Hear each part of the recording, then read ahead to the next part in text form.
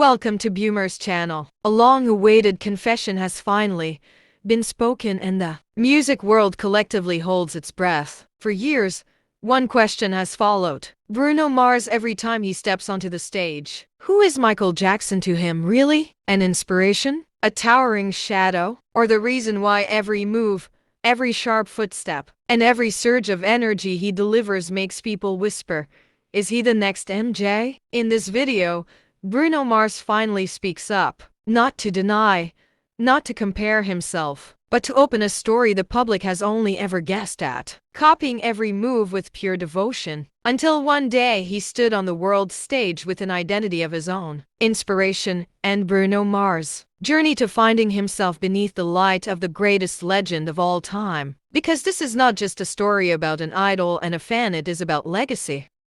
1, 2, 3, 4. Hey, hey.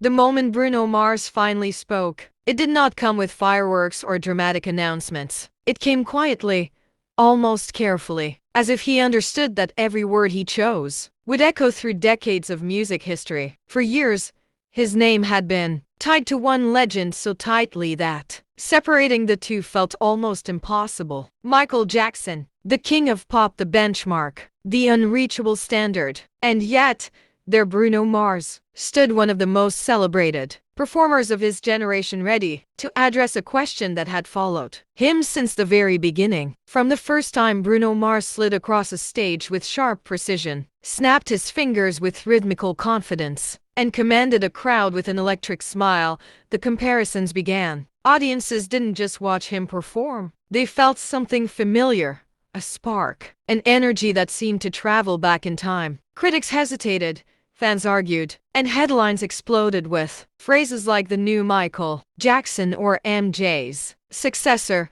Some praised it as the highest compliment. Others warned it was a dangerous label, one that had crushed artists before him. But Bruno never ran from it. Instead, he carried the comparison like a quiet truth, acknowledged but never exploited. When he finally addressed his relationship with Michael Jackson's legacy, Bruno didn't speak as a superstar defending his position. He spoke as a fan, as a child, as someone who once stood in front of a television screen, eyes wide, heart racing, watching a man redefine what it meant to perform. Long before stadium tours, Grammy Awards, and sold-out arenas, Bruno Mars was just a boy growing up in a musical household where sound was everything. Music wasn't background noise, it was language, discipline, and identity. And among all the voices that filled his childhood, one stood taller than the rest. Michael Jackson wasn't just an artist in Bruno's home. He was a phenomenon, a force. Bruno has often hinted that watching Michael Jackson perform felt like witnessing magic. Not the kind you learn,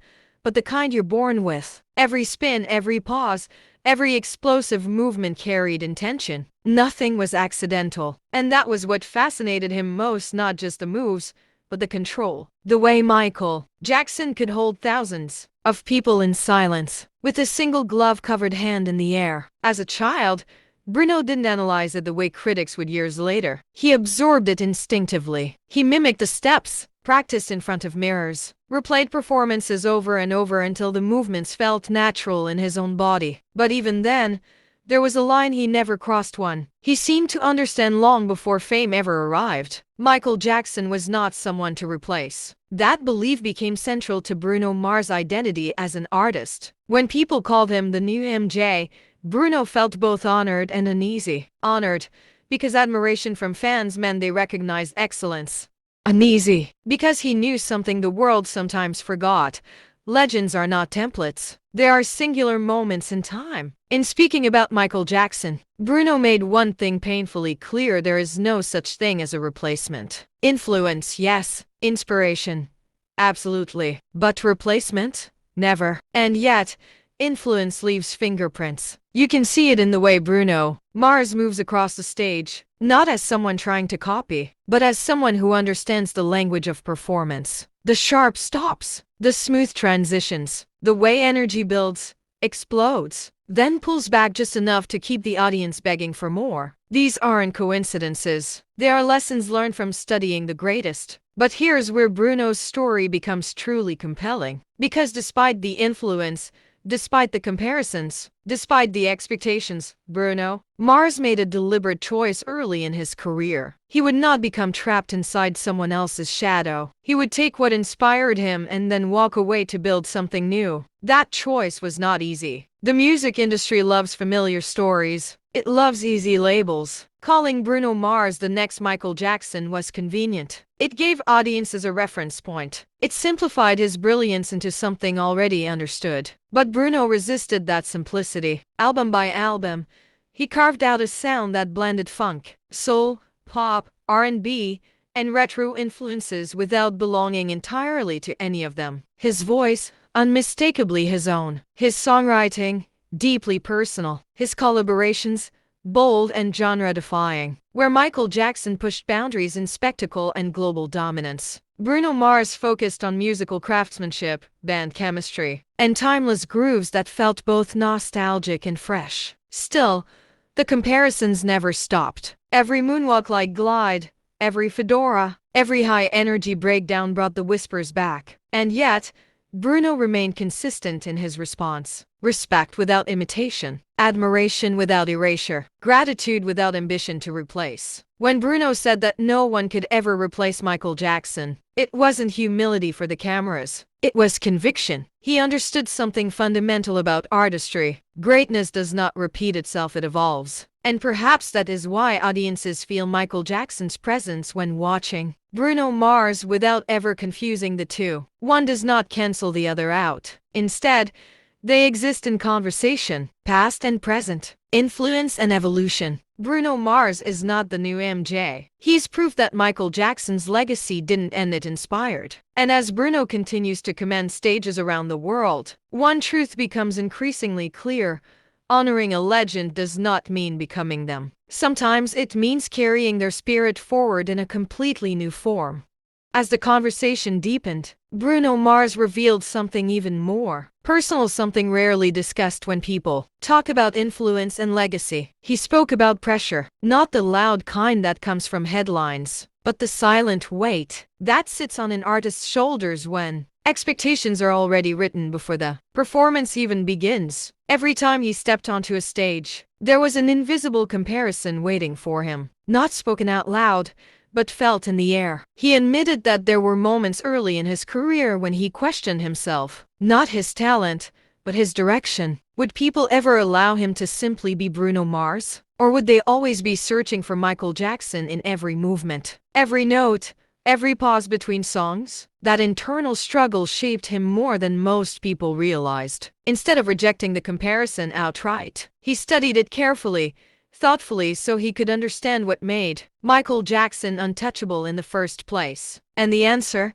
Bruno realized, wasn't just the dance moves or the iconic costumes. It was dedication, obsession with detail, respect for the audience. Michael Jackson treated every performance as if it mattered because it did. That lesson became a cornerstone of Bruno Mars' own philosophy. No shortcuts, no half-hearted shows, no stepping onto a stage without giving everything. Yet, Bruno was clear about one thing. Admiration does not mean imitation without soul. While he embraced live bands, tight choreography, and retro-inspired fashion, he infused them with his own personality, playful, confident, sometimes mischievous, sometimes deeply emotional. Where Michael Jackson's performances often carried an aura of mystery, Bruno Mars brought warmth. Where MJ felt otherworldly, Bruno felt close, almost reachable, like a performer who wanted the audience to dance with him, not just watch him. This distinction is what truly separates them. Bruno Mars did not inherit a throne. He built his own stage beside it. When fans call him the new MJ, Bruno doesn't argue, but he gently redirects the meaning. If anything, he represents what happens when a legend inspires another generation to dream bigger, work harder, and respect the craft. He is not a copy of the past. He is evidence that the past still matters. And perhaps that is the most powerful part of Bruno Mars finally speaking up. By honoring Michael Jackson openly and honestly, he closed a chapter of speculation and opened a deeper conversation. One about how legends live on, not through replacements, but through artists brave enough to be inspired without losing themselves. In the end, Bruno Mars stands exactly where he belongs. Not in Michael Jackson's shadow, not on his throne, but under the same spotlight of passion, discipline, and love for music shining in his own unmistakable way.